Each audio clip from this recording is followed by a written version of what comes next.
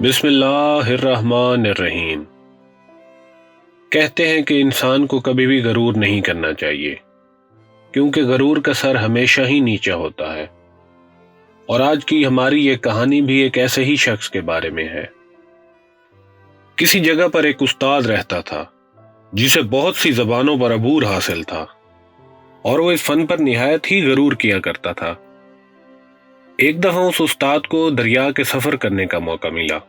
کشتی میں بیٹھنے کے بعد اس استاد نے کشتی چلانے والے ملاح سے بات چیت شروع کی اور اس سے پوچھنے لگا کہ کیا تم نے کبھی زندگی میں زبانیں سیکھی ہیں؟ اس کی یہ بات سن کر ملاح نے جواب دیا کہ بالکل نہیں۔ یہ سن کر استاد بولا کہ ارے پھر تو تم نے اپنی آدھی زندگی برباد کر دی۔ ارے جو شخص زبانوں کے علم سے واقفیت نہیں رکھتا وہ انسان نہیں، حیوان ہے۔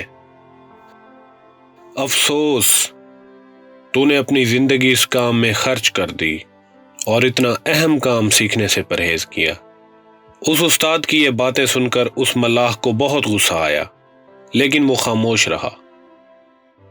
جیسے ہی کشتی دریا کے بیچ میں پہنچی تو ہوائیں تیز چلنے لگیں اور کشتی ڈولنے لگی۔ کشتی کو ڈولتا دیکھ کر سب لوگ خدا کو یاد کرنے لگے اور سب کو موت صاف صاف نظر آنے لگ گئی۔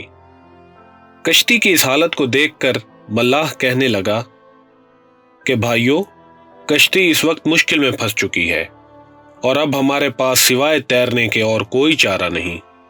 یہ کہنے کے بعد وہ ملاح اس استاد کی طرف مخاطب ہوا کہ حضرت، اب آپ اپنے اس علم کا سہارا لیں کیونکہ کشتی ڈوبنے والی ہے۔ ملاح کی یہ بات سن کر استاد صاحب خاموش رہے۔ اس کے بعد ملاح نے کہا، یہ بتائیں کہ آپ کو تیرنا بھی آتا ہے کہ نہیں؟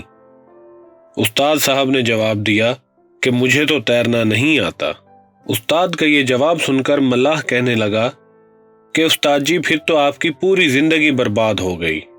یہ سن کر وہ استاد شرمندہ ہو گیا اور اس ملاح کی منت اور سماجت کرنے لگا کہ خدا کے لیے مجھے بچا لو۔